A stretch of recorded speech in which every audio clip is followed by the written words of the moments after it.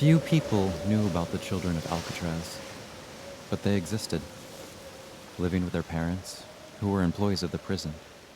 These children were outsiders, shuttled back and forth to mainland San Francisco by a ferry each school day.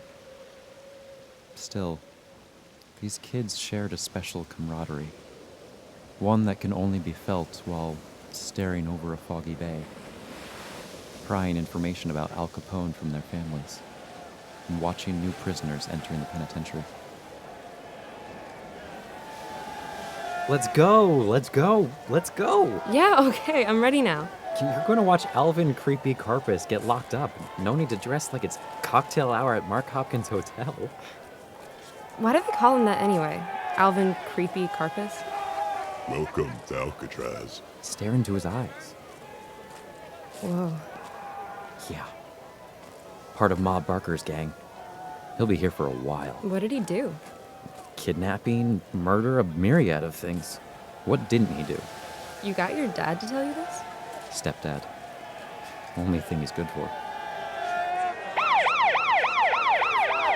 Code 347, suspected escape. Escape. Get Carpus in there, now. Jimmy, where are you? Grandpa? Over here, Jimbo. Let's get out of here. I remember questioning it, staring off the edge of the island into that indigo abyss, thinking I could turn back now, but knowing I never could.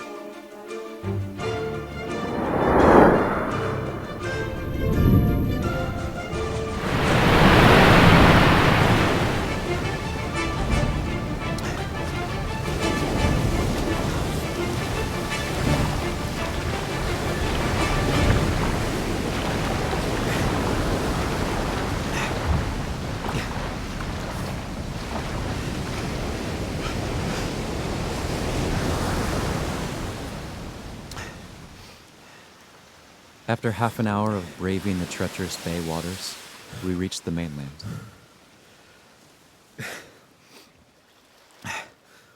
Help me. Help me, Jimmy. Grab my hand. Gotcha. We clear? I'm sure they have their hands full with Carpus right about now. Good. Coming up on 2 years in that place. 12 in the other. Luckily, I got sent somewhere near you. Hey, sit down here. I got something I want to ask you. What? Why? Why help me? You could end up in that prison yourself. Family. We're family. Jesus. He didn't tell you. Of course he wouldn't. Who? Your stepfather. Blames it all on me, I'm sure. Does this have something to do with the bayonet thing? Enzo Bayonet Cusimano? That's what some of the guards call you. The media likes to put a certain spin on things. Grandpa, what are you talking about? Kid, you probably weren't even 3 when it happened. Your stepfather got in with some bad people. Villainous, really. Doesn't surprise me. Anyway, they were loan sharks. Stepdad, he came up short on some landlord bills and took the easy way out. They took you, her. Mom? Yeah. Threatened to kill you unless they got their borrowed money. With a 400% interest rate. I withdrew all my savings from the bank, begged family and friends, even robbed a small general store. Promised myself to repay the money, though. And then? I stuffed the money in a leather briefcase and took it to their hideout. Some dumping ground in Berkeley off University Boulevard. But it wasn't enough. So... Well, they were loan sharks. I should have known that they would want more. They led me into this basement, about a 15 by 15 room, conference table in the middle, blood red walls. The most diabolical shade of crimson I've ever seen. said they were going to erase you and your mother. I looked over, and there you both were. You crying. The look in your mother's eyes, I'd never seen anything like it. Sullen, an alloy of fear and acceptance. Before I knew it, she was gone.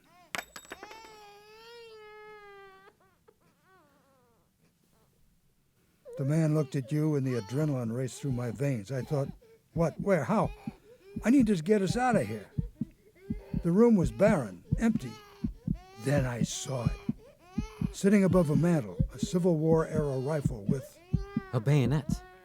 a bayonet. I snatched it right from that wall and started attacking. I don't know what happened. What was I supposed to do? It was all so fast. It was the first time I'd ever punctured another man's skin, let alone kill him. I dropped the bayonet, grabbed you, and headed out. Of course, your stepfather would have none of that. He's the one that put me away. It was his testimony. He said he didn't like you. But blood is thicker than water.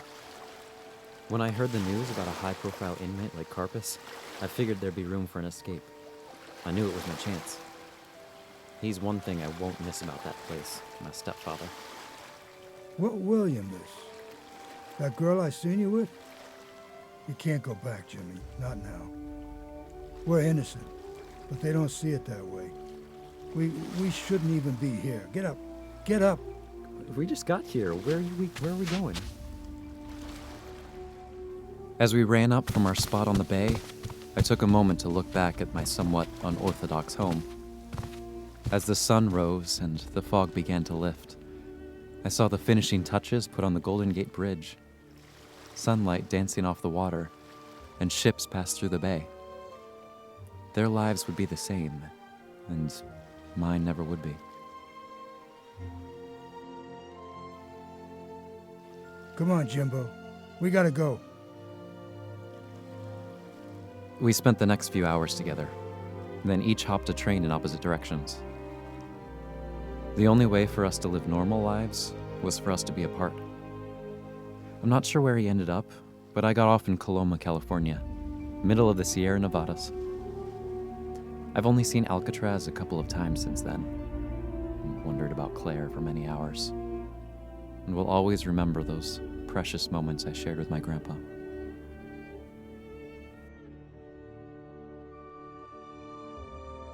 Alcatraz was recorded for the fall 2011 Cam Bar Film Institute Sound Image class. The voice of Enzo was provided by Pete Barker, the voice of Jimmy by Aaron Wester, and the voice of Claire by Holly Bernal. Alcatraz was written, edited, and directed by Michaela Anderson, Ananda Osanai, and Melissa Fordinger. Music by Murray Gold, conducted by Ben Foster for the BBC National Orchestra. Thanks to Charles Potter and NYU Tisch School of the Arts.